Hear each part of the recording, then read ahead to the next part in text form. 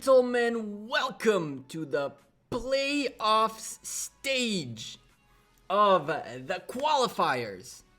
It is time for some good action. We're looking at the qualifiers semifinals, the top of the tier of most of the divisions. The top ones of all divisions are about to go head to head to survive in this tournament. I believe this is you lose, you're out type of thing. So it's a do or die moment. It's gonna be nuts. I should have slept, Faye. I definitely shouldn't have slept. The conversation was good, and so we stayed up. And I'm not gonna lie to you, I also progressed a little bit in my Minecraft XP farm, so I'm not too upset about that either. Yeah, chat, you guys are gonna be judging me. I don't care. It's open in the background. Yup. We're obsessed. It is what it is. Live with it. Anyway, we are about to spectate two very known alliances. Well, at least known to me. They have some fantastic people on both alliances. We're looking at free to play with Aaron in there with someone I've known for quite a little bit. We've shown them. We've shown their capabilities in a Lost Kingdom before. They came back from a back foot to win a Lost Kingdom in a spectacular way. And on the other side of free to play sit S157. S157 have some of my old colleagues, some of my old alliance mates from none other. We're not talking about High. We're not talking about JWM. We're not even talking about, I don't even remember what my first alliance was, but this is SOC, ex-SOC and S157, my boy August, who had me on his 2-0 list. And Pitbull and company are in S157, our allies to this Lost Kingdom. Interestingly enough, the watch option didn't appear, but we're looking at 23 against 21, and there's still plenty of time. Let's go to Stream Center. You can see I have the ability to Stream Center while observers can observe. Let's go. Oh, whoa. You have Stream Center. That's the brand new place. If you guys go into Stream Center, Kentan, welcome as a member to the channel. You guys will see an awesome new Stream Center right here. You guys can check out our live streams and all the other coverage of Lost Kingdom, of Osiris League. But hey, let's go as observers. That's what we are. Welcome, Kentan, to the members team. Look at you showing up. Make sure you synchronize make sure you're synchronizing your YouTube and your Discord by doing the following, so you get access to our exclusive Discord channel. Here's the deal, chat. We're looking at Ark of Osiris, and as always, I have a drawing thing on the screen, but I didn't turn it on. My bad. This was a little bit, yeah. Anyway, you guys didn't see that. Ark of Osiris is about to open up. We're gonna go take a look at both teams, but before we do that, let's talk about the Osiris League. Osiris League is a game of points per minute. The total points, whoever has the most points at the end wins the match. The map is a mirrored map, which is divided into two phases. Phase number 1 are the buildings right here, and phase number 2 are the buildings in the center right here. Kentan, thank you very much for that kind donation. I appreciate you very much. The way this works is the gates have already opened. The first 3 minutes are for preparation, and now armies are pouring out to occupy the first buildings. These are the obelisks, the outposts, and the idea behind this is the obelisks are the buildings that have an area in which you can teleport into. So your castle can move from the initial port all the way to the obelisk area, and from there you will be able to get on the battlefield faster. Usually we don't see occupations as early, which allows me to explain to you guys this a little bit deeper, but the first thing we're going to see is these buildings get occupied, and from there we're going to see occupation happen to the rest of the map. Now, the biggest and most important buildings in this whole thing are the altars, the sky and desert altars. These buildings are worth 150 points per minute each. And on a map where the total points are 1180 points, you have 4 buildings that are worth more than half of the points on the map. So these are the crucial buildings to take over early on. You also have the Shrine of War and Shrines of Life, which are used for buffs both for attack, defense, and health, and well, healing essentially. Healing speed. Oh, sorry about that. We have first occupation of a building by red team on an outpost, and very quickly another outpost taken, and a blue team also starting to take their outposts as well as obelisk takes. We're looking at 8 rallies being launched. 1, 2, 3, 4, 5, 6 by green team and by blue team, and 2 by red team. Red team going straight for their own obelisks with a rally and for an enemy obelisk right here, while the blue team is going for everything. The blue team going for their own obelisks, for the enemy obelisks, and for outposts, pushing those troops out. This is the kind of things we are used to see some first occupation and get marches on the battlefield itself. So here's the deal. This is 2 very strong alliances. These are 2 very, very strong alliances. We can go very fast, take a look before the next set of buildings open up. And we're looking at the Vic, 62 million power, 41 million power, Organic War, 47, Jeff, 74 million, 55 million, 66 million, 83 million, 43 million, 83 million. We're looking at massive numbers on both sides. We're practically looking at mostly tier 5s on this battlefield. F2P are not free to play. These guys are monsters. 71 million power player right here. 38 million, 58, 61, 60, 47, 59, and Negan with 66, 72, 49, 61, 71. We're looking at 30 versus 28. Blue team with 2 members ahead, which can be terrible news for the red team.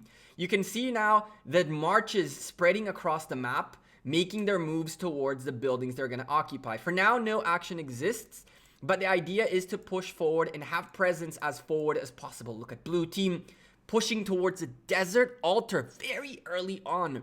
Very, very early on. Chat, if I don't pay too much attention to the chat as I cast, I apologize. I usually focus on the cast first and then take a look at chat later on. So I apologize if I don't reply to some of you. And I do appreciate every single one of you here with us. 48 beautiful people watching this from the beginning. F2P's obelisk has been secured. It has entered the, well, they have finally picked it up. This was very late. This is a very late obelisk take. But we're looking at the first few buildings locking up in favor of both teams, and huge presence by the blue team forward, pushing forward everywhere. Blue team pushing forward in the middle already. Battles happening as a blue march, just a blue rally, makes it straight through the center, going all the way to the other side towards an outpost. They're going through a bunch of red marches to try to take this outpost away from the red team. And here's the thing. As the buildings start locking up, we're going to start seeing points per minute being gained by both teams. Right now, the red team have a very, very small lead in the point per minute game, and the blue team have a little bit of extra points. The map opens up, and buildings are being occupied as quickly as possible. Blue team with a sky altar. Red team taking their own desert altar, but already being contested by blue team. Is red team going to lose this desert altar early on? Do not fall for the open field combat right now. These marches need to make their way into the altar and hold strong. If these marches hold on, there we go, going into the building. This will give more time for more people to make their way into this building and hold on to it. While this happens, a red obelisk is blinking. A rally early on this obelisk could be detrimental. 23 seconds until people can port in to this area, and red team look like they might lose this obelisk. 15 seconds remaining. Can they hold on, port in, and manage to get in? Into the action. Let's take a look. Blue team taking the desert altar away from the red team while we're watching this rally happen. Red march, red cities should be porting in any moment, like we're seeing right here, and should be able to help occupy this obelisk and hold on to it. It looks like this rally was a little bit too late, but no fear. Blue team have picked up 3 altars, and as we mentioned in the pregame, the altars are the most important buildings in the game. One thing I have not pointed out to you guys just yet is as a building is first occupied, there are first occupation bonus points, which go to the team that hold on to the building for the first time for 3 minutes. With 3 altars in favor of the blue team, we're looking at another 750 points in the favor of blue team as first occupation.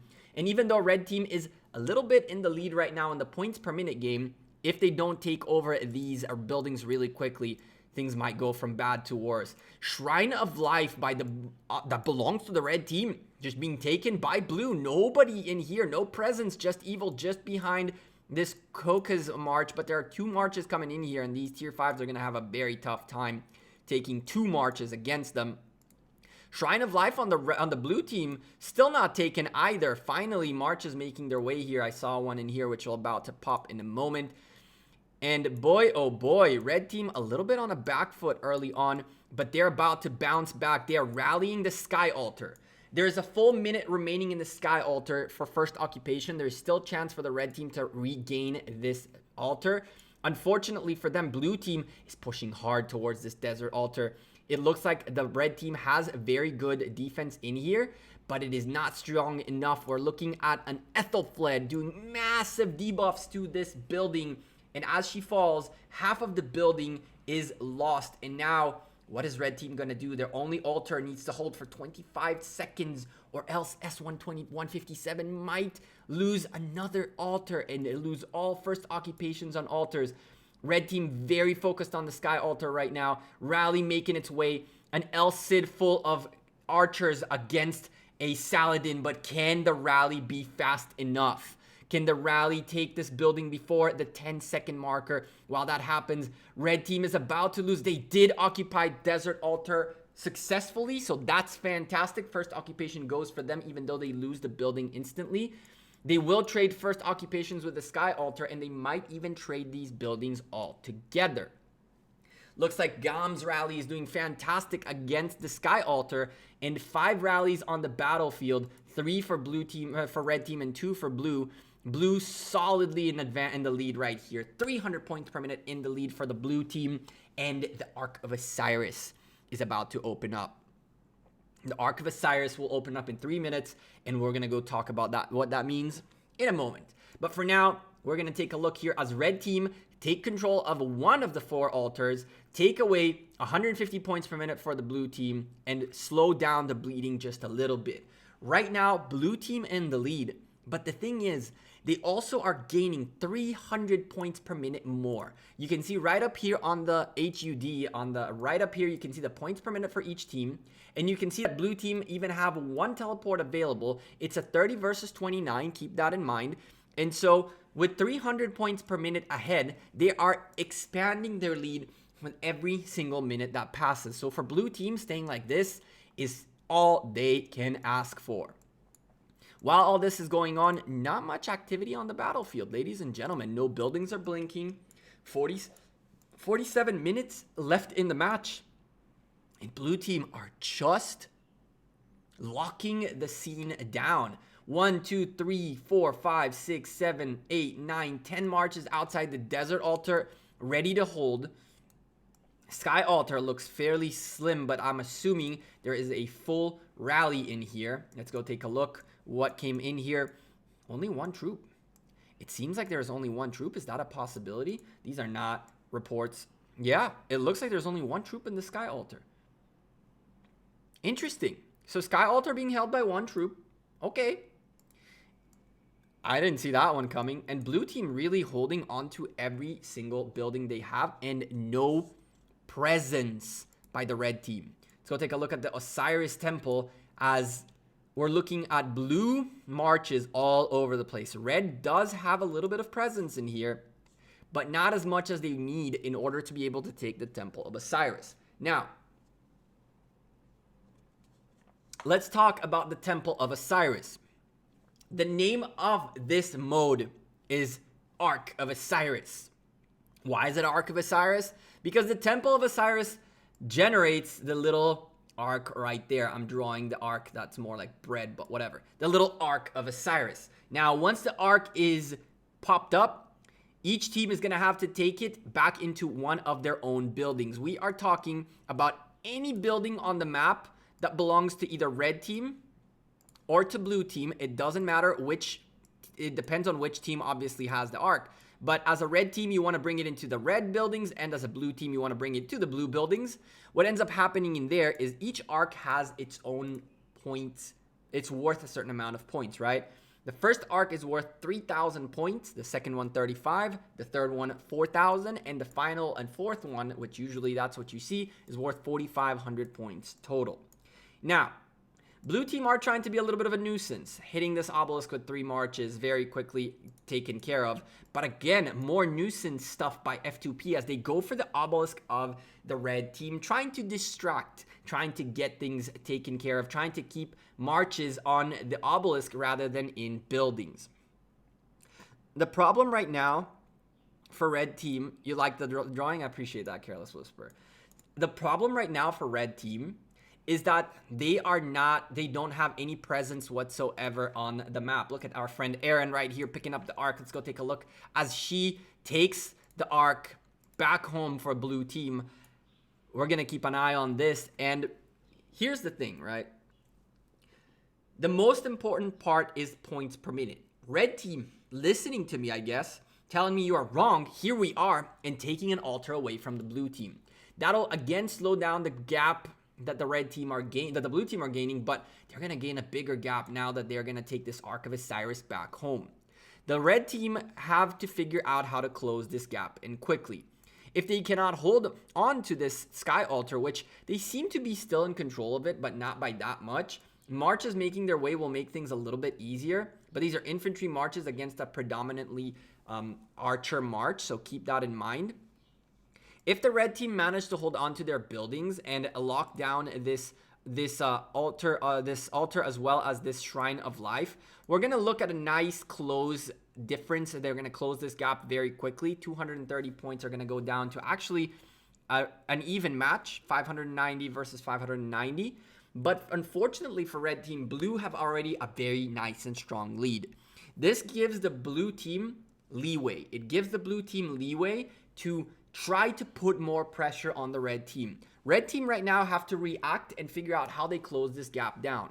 The way they do that is by taking altars and taking buildings more than anything else. And so protecting their Shrine of War is a fantastic play, and they really have to hold on to the Shrine of War, which they do. But now it's time for us to see aggression on these altars as there is massive blue presence, and it doesn't look like anyone really cares too much for the Sky Altar. Just now we're seeing a little bit of marches for the Sky Altar and a rally making its way to a Shrine of Life. The red team are going for the first building, which I understand, but at the same time, the important buildings are always the Desert Altar and the Sky Altar. And so right now the map is pretty even. If we look at the way they mirrored it out, they kind of, they did a little thing like right here where all these buildings and all these buildings they're pretty equal. They're on an equal footing, 590 and 590 points. Once these two buildings lock up for the red team, they'll have even out the point per minute game. But now the question is, how do they close a 7,000 point gap in 41 minutes? Of course it's doable. If they maintain a 590, 590, pick up 2 Arks of Osiris, bam. If, on the other hand, they manage to start taking points away from the blue team, just slow down the points on the blue team, this can be massive. Some of the things that we've talked about taking points away from a team can be as simple as an annoying march towards the outposts that are 90 points per minute, but even that will help out the red team significantly. The problem for the red team is even though they're gonna probably lock in this Desert Altar in their favor, they're not gonna manage to hold on to it for too long. It looks like a rally and a solo march are here to really do the damage on this Desert Altar, and if red team doesn't show up quickly, the Desert Altar might fall. Massive presence by blue team around this Desert Altar. Red team really need to hope and pray someone is nearby. Boy, oh boy.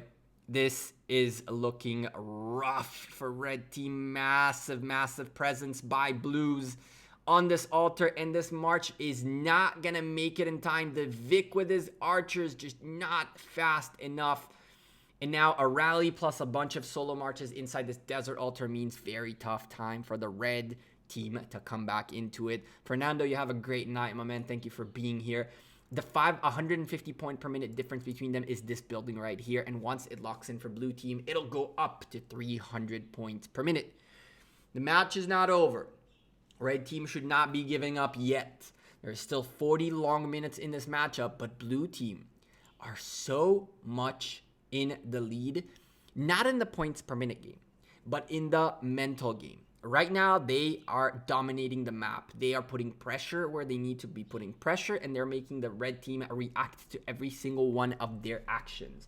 By making a team... Let me rewind and say this. What do I mean by reacting to an action? Each team has the opportunity to get their strategy going, as well as an offense and a defense. When you are the aggressor, you're actually you're making a move, you're making a play, you're aggressing towards a building.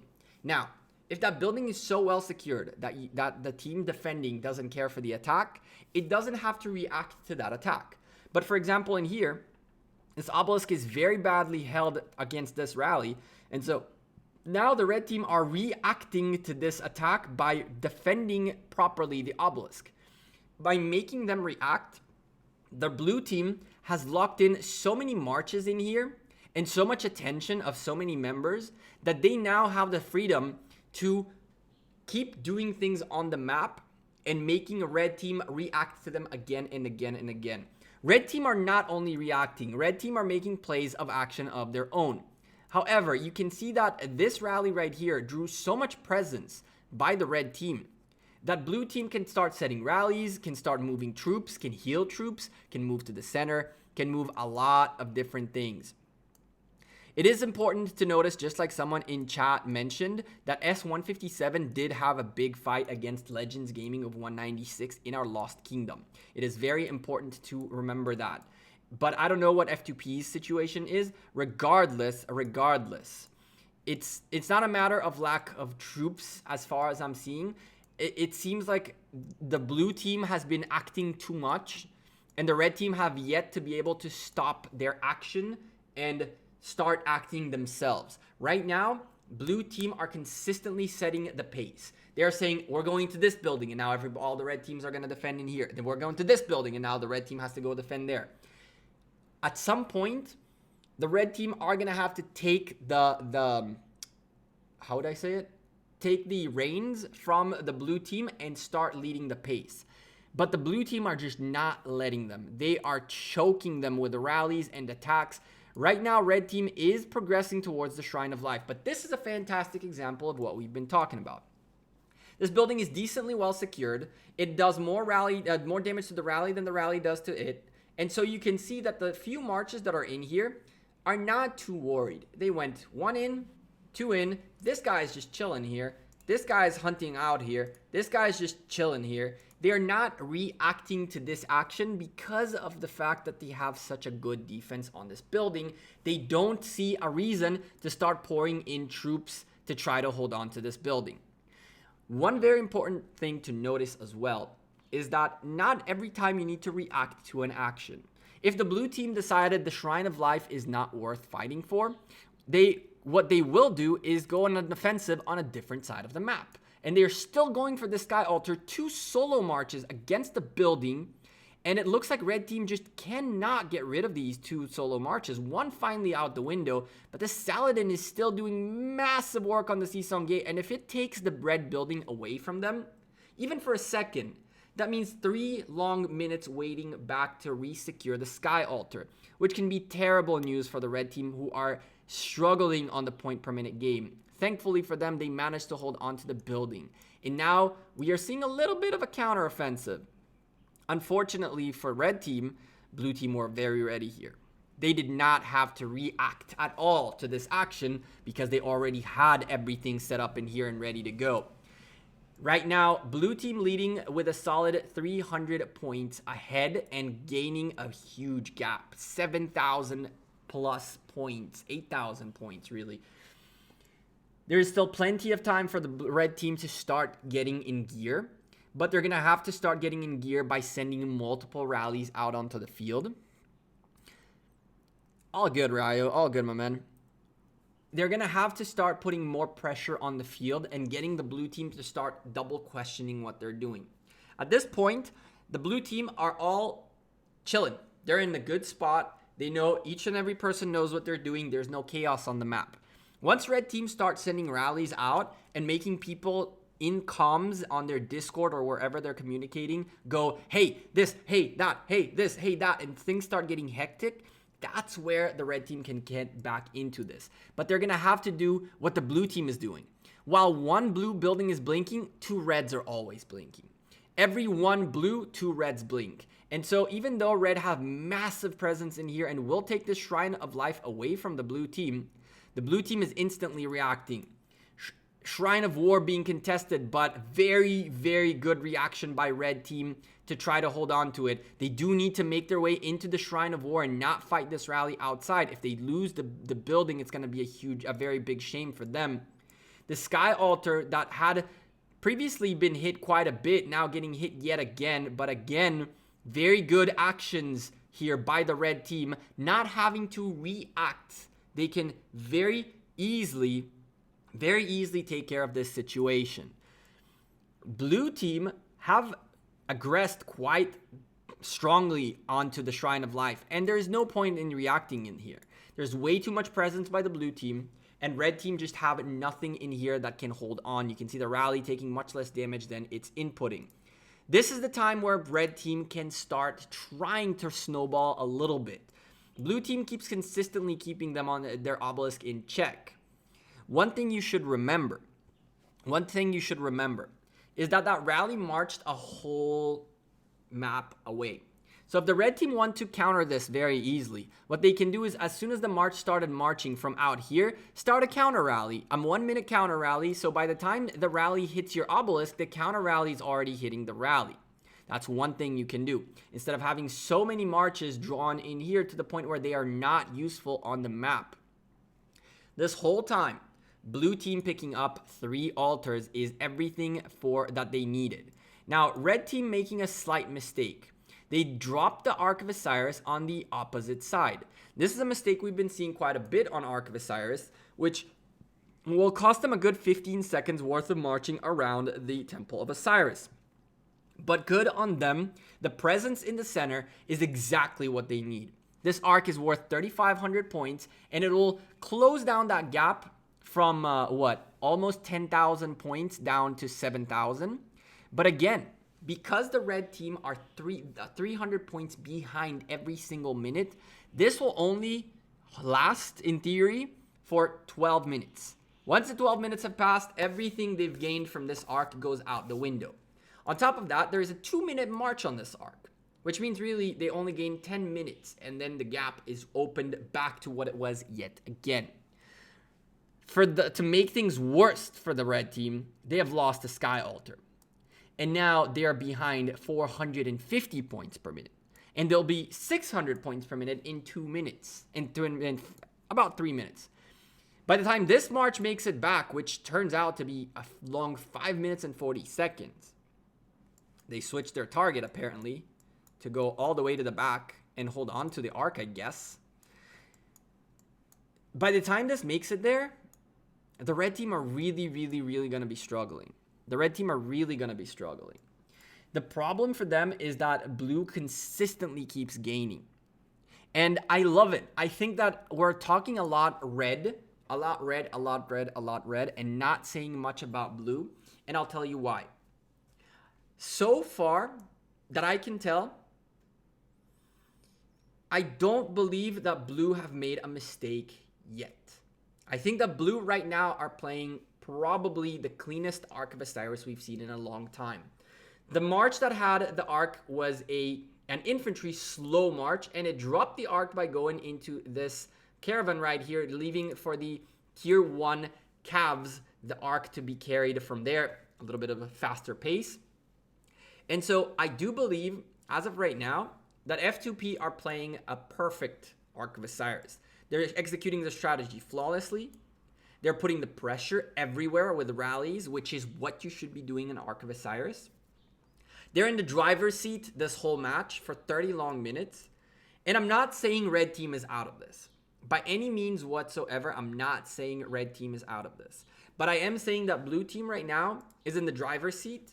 And red team are in a real need of figuring out how they stop the momentum for the blue team.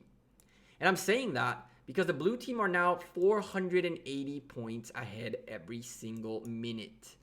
And to make matters worse, more and more rallies are just pouring down. We've consistently seen 2 red buildings blinking. Every single time there is a rally out, 2 red buildings are blinking. Shrine of War goes in favor of the blue team. This can be a real disaster. This can be a real disaster. This could potentially be the end for S157 on Osiris League.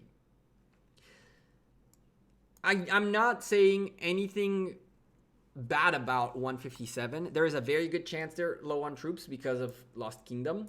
And there's a very good chance they just got very caught off guard by the flawless execution by Kingdom by F2P.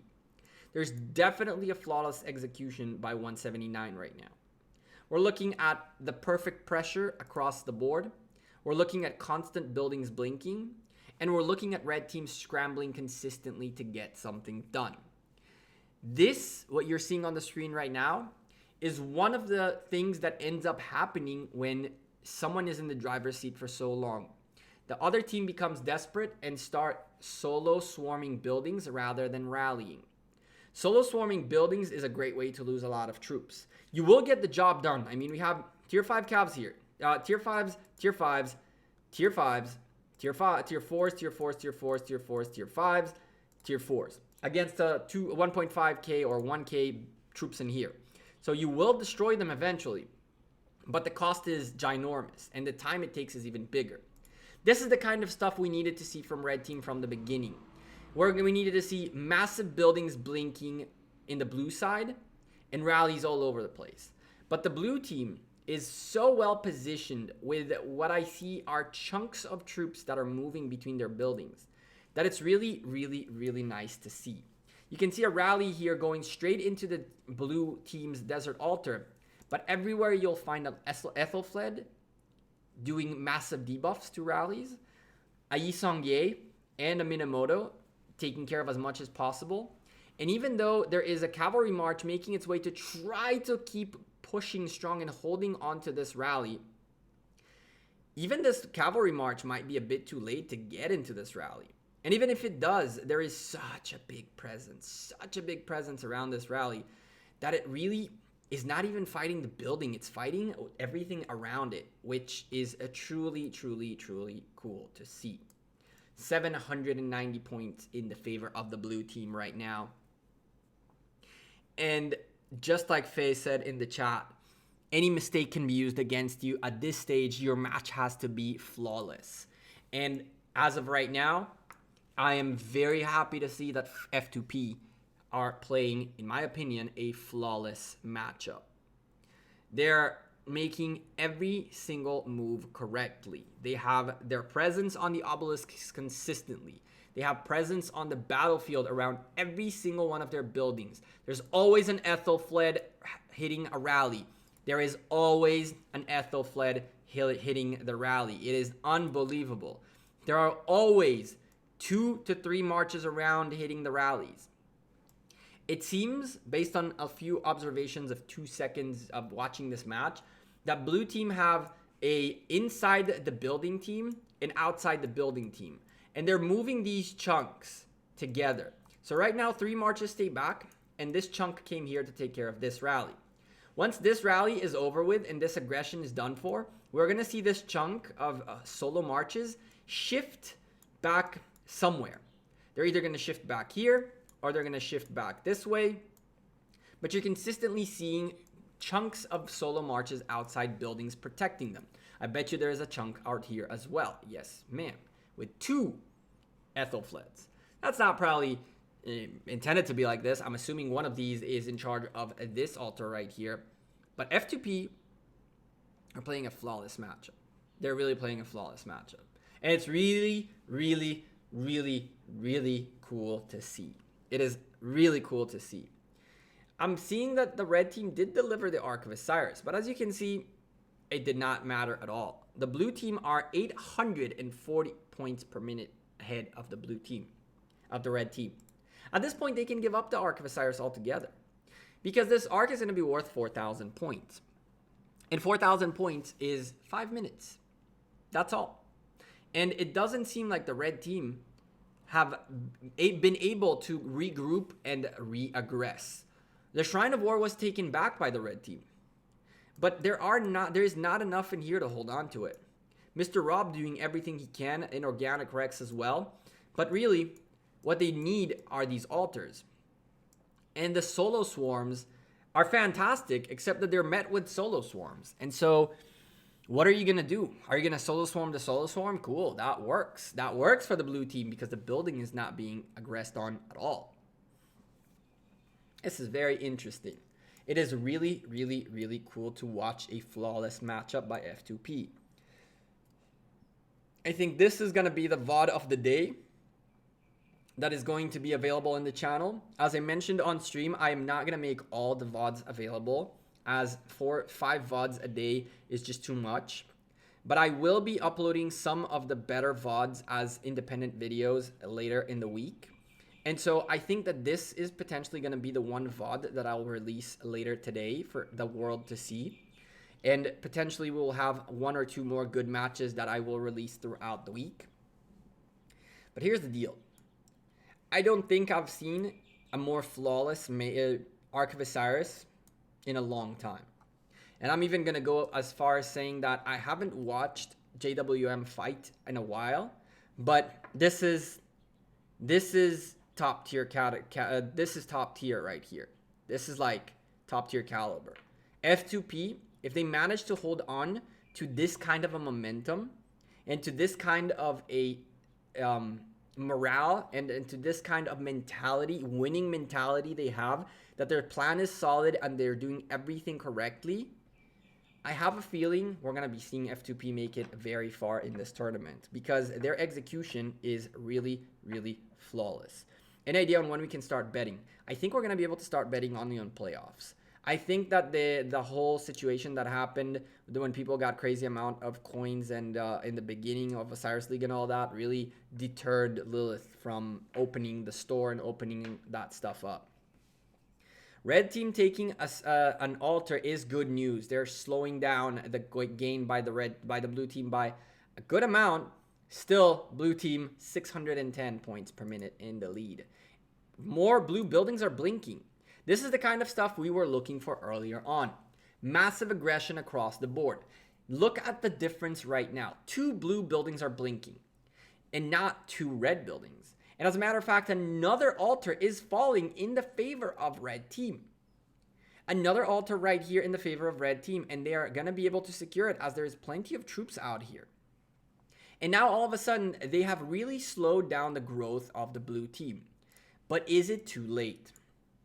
There are 22 minutes left on the match.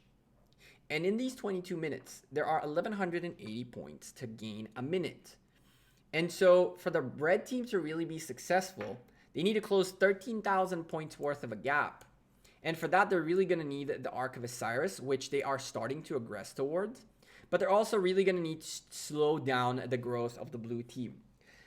As long as the blue team have the point per minute lead, that gain, that gap they have, that lead they have is only going to grow. The first thing red team had to do is stop that growth as fast as possible and then start mounting the comeback. They have yet to stop the growth from happening. They have yet to stop the blue team from gaining more and more ground. That is number 1 priority. Is F2P the seed team in this division? Alice, I don't think so. I really don't think so. I'm not sure though. They could be. They really could be. I have no idea, to be completely honest. We can go take a look at that after the match to see. Blue team, again, slowing down the pace by the red team. And yes, red team will pick up another 300 points per minute in a moment. But again, that's still going to keep the red team, the blue team, a solid 240 points per minute ahead. And so it's going to keep growing more and more. The gap is just going to keep growing more and more.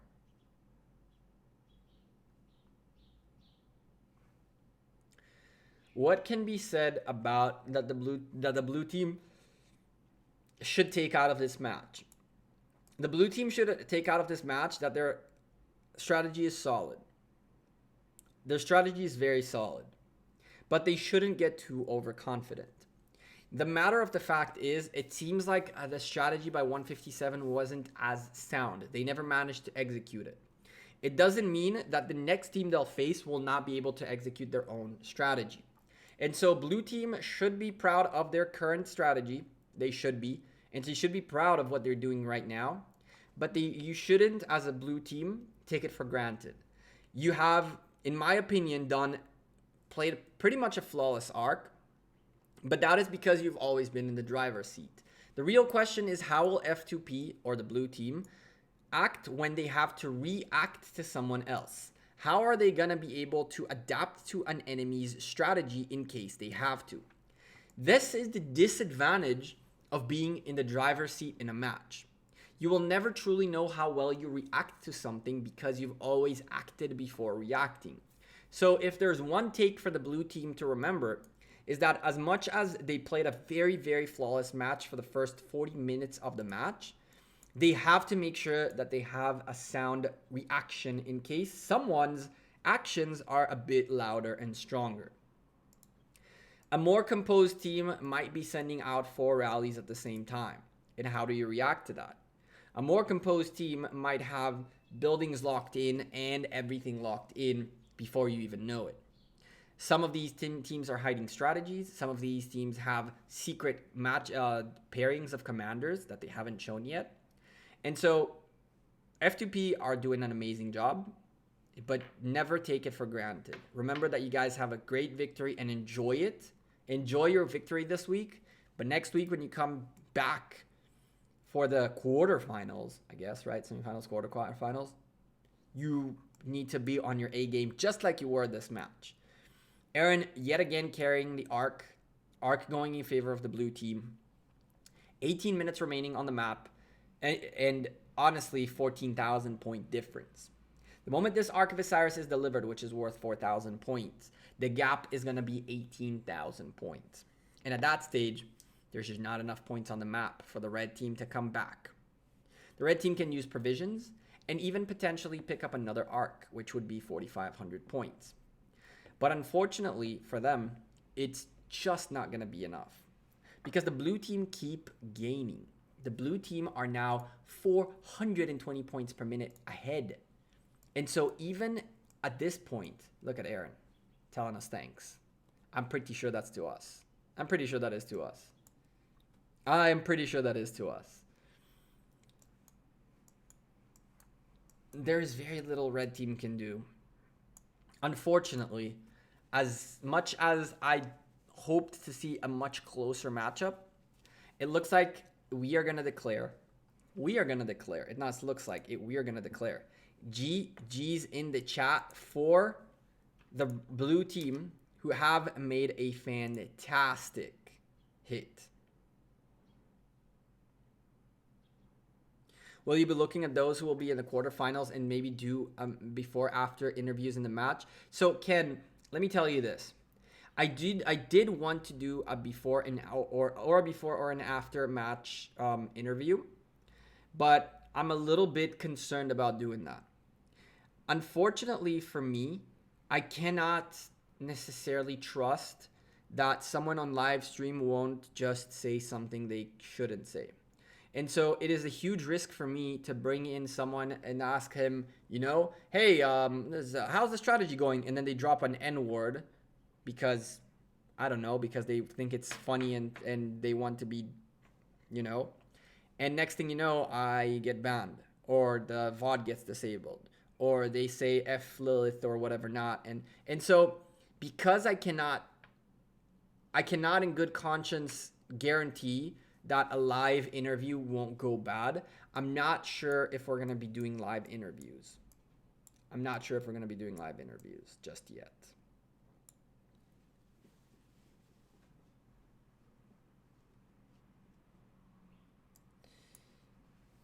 Jump to the Division 12 match. I kind of want to see the end of this. I kind of want to see the end of this. I think that blue team have done such a great job that they deserve the full VOD. I think that they deserve a full VOD. I do want to do it, Ken. Don't get me wrong. I do want to do it. And I might do it with certain alliances and certain individuals I know I can trust.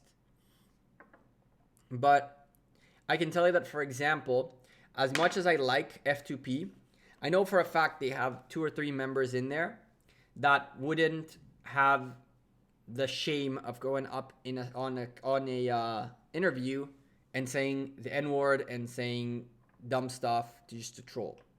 They have a couple of members that have been very, very, very, very big trolls. And so I can't take that risk. I cannot take that risk.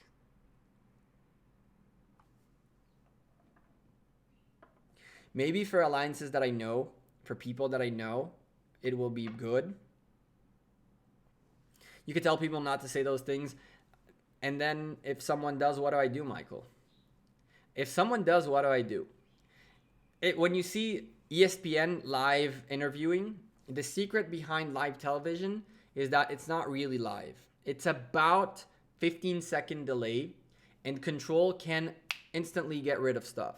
So if you take an interview on the football stadium and go to a guy and he says the N-word into the microphone, you can cut it off before it makes it to live television.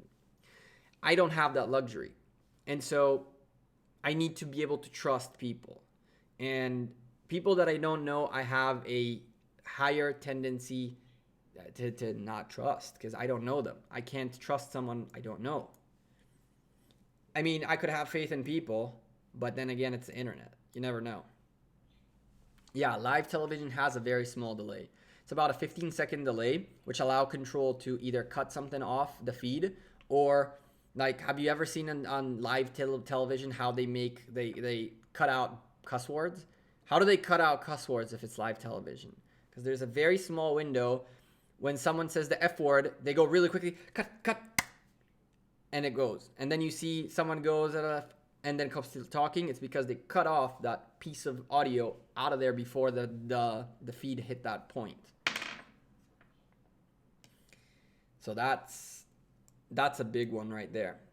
Blue team solidly in the lead. 13 minutes remaining, and right now there's pretty much nothing the red team can do to come back into this. Let's take a look at their solo points. Let's make sure that everybody at least picked up their individual honor points. We're looking at so far 23 out of 30 picking up their individual honor points, and we have 1, 2, 3 at 9,000 who can very easily get to 10,000. It looks like these two guys are going to have a little bit of a tougher time, but it looks like 28 out of 30 will definitely have a very strong chance on making it to the 10,000 lead. Look at the difference right here. Let me show you the difference in straight up strategy. 50,000 points, 28, 28, 28, 27, 21, 21, 21, 18. So 7 people at 20s, 1 guy going crazy. Solo points. Look at blue team. 30, 30, 30, 30, 30. 5 people, 30 points, 30K. 20, 20, 20, 20, 20, 20, 20, 20, 20, 20, and 19. So half of the team are so close to each other in points that, I mean, this guy probably has more tier 5s. Negan has probably a little bit more tier 5s. But other than that, all of these folks gain their individual honor points by doing this kind of stuff, rallying together, doing things together. You can see that despair right here. The difference between these two guys shows how much GOM really put so much work into the battlefield, into solo points that maybe were not placed into rallies. Maybe they have been. I've seen him leading a lot of rallies. But when there is such a difference in the team, and I could almost swear, yeah, that blue team is almost at 10K each. Aaron has focused a lot on Ark of Osiris, and so it's understandable that her points are a bit lower. And Zach has 7,500. Both of these guys have 10 minutes to get their points done, and at this stage, they can suicide troops into solo marches just to get those points. And we're probably going to see something like that. See Jackie right there picking up the outpost of set while taking Trigger out of here. A rally on an outpost tells the story of the blue team's attack. What a match. What a great match to watch. If people would listen that easily, the world would be a very nice place. Yeah, I know, right? Hey, Salma. How you doing? I haven't seen you in a long while. How are you? Blue team just holding on to everything. It's unreal.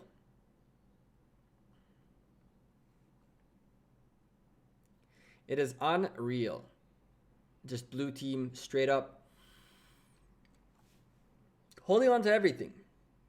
Doing everything right. I don't even know what to tell them.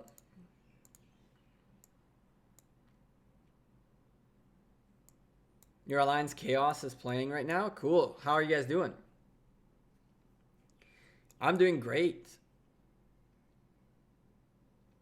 When will the Osiris League, the Osiris shop open? Any leaks? I was hoping that it would open now. Maybe it'll only open for playoffs. You heard I'm in JWM? I've been in JWM for a little while, yeah.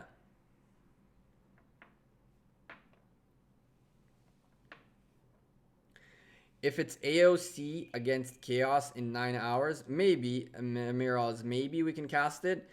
I tend to not cast alliances that have other content creators, and AOC is Dragothian's alliance. And so I don't think I'll be casting that because of him being there. I'm assuming that he's going to make a video right after their match. But maybe, Miraz, maybe. I'm not saying no. I'm just saying that there might be a couple of content creators, both Dragothian and Ronnie are in there. So, yeah. This match is insane. Which one? This one? Or the one you're watching, the D12?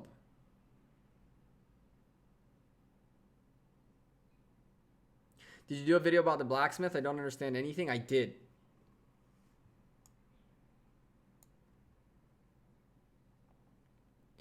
Come to 179, then you understand, bro. We just F around a little. Thanks for the stream. Of course, my man. Joel, smash the like for Gekko. Thank you. Do hit that like button if you guys are enjoying the cast. As we're watching the end of this D12, the match is insane. Do we go sneak a peek on it? Siege on the battlefield. Oh, I don't want to watch that then.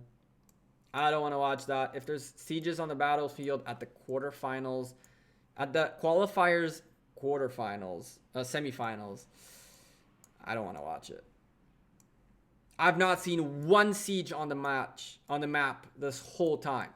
Maybe we've seen them in caravans, you know, like gathering. That's cool. But we've not seen one map march with art. There it is, right there. There it is, the first one. Alice, you have a great night. Thank you for being here. I really appreciate you being here and in the cast earlier. You're just awesome.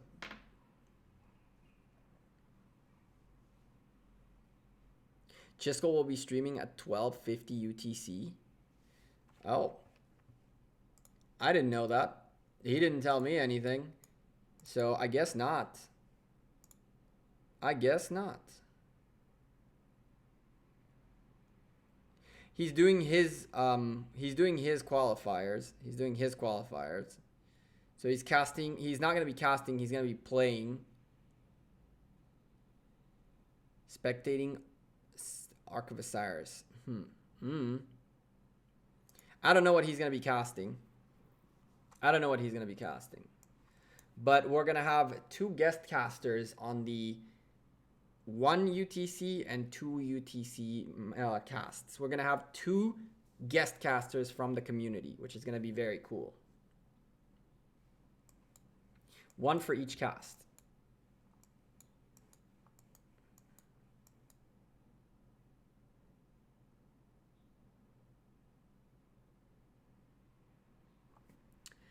Yes, sir. Hey, Metacog, you're back. Yeah, Ken, I haven't heard from Chisco. If he would have said something, I'd be down. I didn't hear anything from him.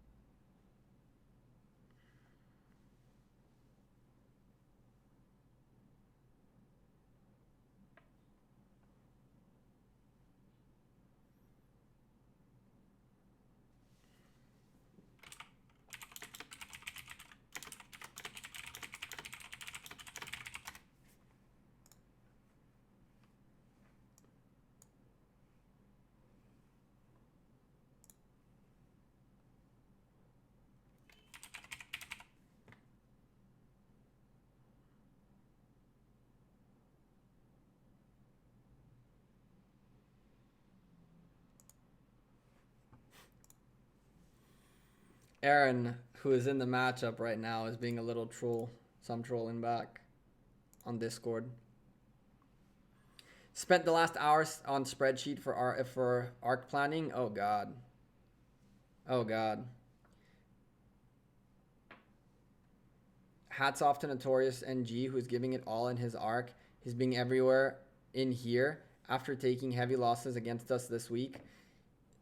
Where's Notor? I'm confused. You're talking about D12 then. Notorious is insane. Notorious is a really insane player. He's also a really cool dude. 4 minutes remaining in this match. Red team. What can we say? If there's one thing red team should take out of this is the fact that they were always on the back foot because the blue team seemed to have been just on the driver's seat the whole time. The whole time. So far, so good.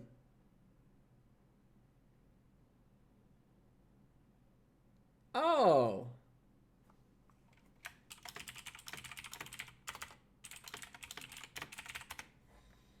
Yeah, there's people. Sometimes I get distracted by Discord, especially because we need to fix. Ken, make sure you connect your Discord and YouTube accounts. You just need to do so you get access to our exclusive members Discord room. Very, very cool place for you to be able to hang out with all the other members. We got a bunch of new members joining today, so I hope all of them managed to make their way into the room. They're gonna drop a little bit of things in there very soon. 67 people watching and only 9 likes. Smash them like button, peeps. I agree, but sometimes it takes a little bit for the likes to update.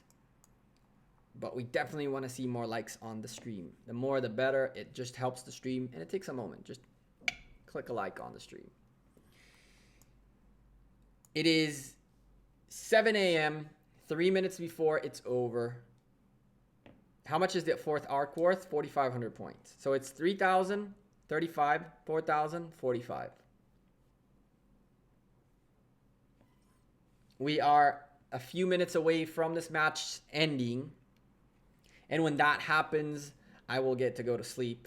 We're going to be back here at noon, my time, 9 a.m. UTC for the second matchup. Where I don't know who we're going to cast just yet. But we're going to take care of that in a moment.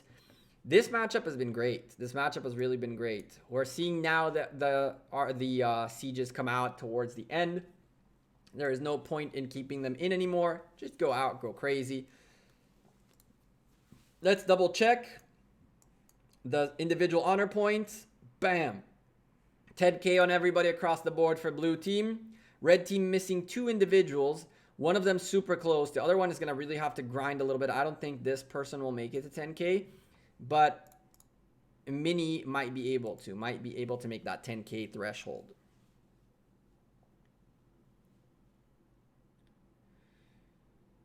I'm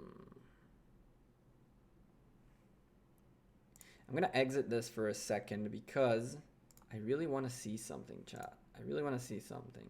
Because in theory, when you click watch and go here and then do this party will be broadcasted on a third-party platform. Cool.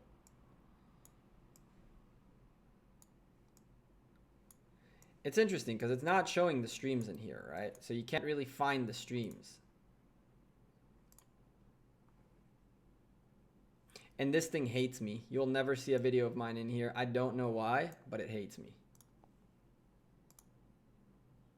Huh.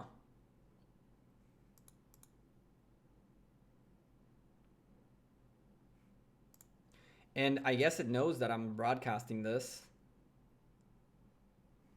which is dope. That's the feature I was talking about that we ooh, that's because I'm in here. That's cool. Because I'm in here, this is in here. That's dope. Look at Lilith stepping up the broadcasting game. And the GG defeat for the red team. GG to blue team. Blue team doing, you found my stream using Stream Center? Awesome, Kevin. That's good to know. That's great to know. That's really cool. So that's working now. Fantastic. Thank you for letting me know, Kevin. I didn't know that worked. Maybe I can't see myself. That's the thing. S-Gam taking the lead in individual points. Let's go take a look at the summary of this match. Occupation Score won this, period. Ark of Osiris all taken care of. Even Provisions blue team took in. Massive kills by blue team. Massive heals by red team. Massive heals. It tells the story. It means that these guys were really low on them troops and did everything they could, but it was just not enough. We're looking at occupations being fair between the two teams, which is really weird because mostly blue team held on to everything. But whatever. Big GG's to F2P. Guys, let's get a nice GG rain in the chat. Let's get those GG's in the chat for both teams. For 179 and from guys from 157. They did everything they could to hold on to this match. And it was a fantastic match. Let's get those GG's in the chat. The good spirit of sportsmanship in our chat. We are not here to hate on anyone. We congratulate everybody for their matches. Blue team doing amazingly well. The blue team really did fantastic. Red team were low on troops, had a little bit of a situation early on, and it is what it is. It is what it is. It's not a big deal. They'll continue doing what they need to do. JJWM doing their arc as well.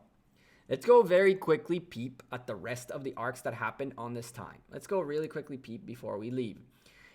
Domination by K42.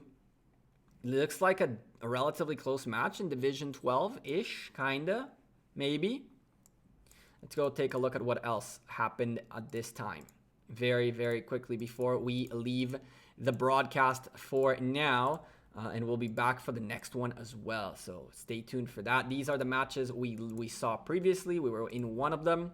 Let's see if any other divisions played at this time. These are usually the least populated times. 3 a.m. IKM domination on their Division 9 matchup. The 9 and 10, the 3 and 9 UTC blocks are really tough. This is Division 12 right here. We're going to see very little matches happening on those times, but at 1 p.m. and 2 p.m. it's where really most of it flourish. Good night, Metacog. Thanks for being here. Enjoy your arc. Good luck. Remember that also have some fun, not only spreadsheets and work, right? It's a game. We're here to have some fun too. Kevin is subscribing. Welcome, Kevin. If you enjoy these casts, we're going to be doing 5 of them today. Hopefully, if I manage to stay alive. We're definitely going to get 4 done. 1 more at 9 and then 2 at 1 and 2 p.m. with 2 guest casters today. And from there, hopefully I'll get the last cast as well. I don't know about that last one yet. I might die towards the end. I have a training session and I'm not going to be sleeping that much today. And so I might be destroyed by the end of the day. But still, it looks like we didn't have any more matches at this time. Let's go make sure all the divisions are taken care of. We're going to make sure we do show off everybody who did fight today. Division 30 looking clean. Division 31 looking clean. And 32 taken care of. And with that being said, chat, thank you guys very much for being part of this cast. I'm going to wrap it up right here.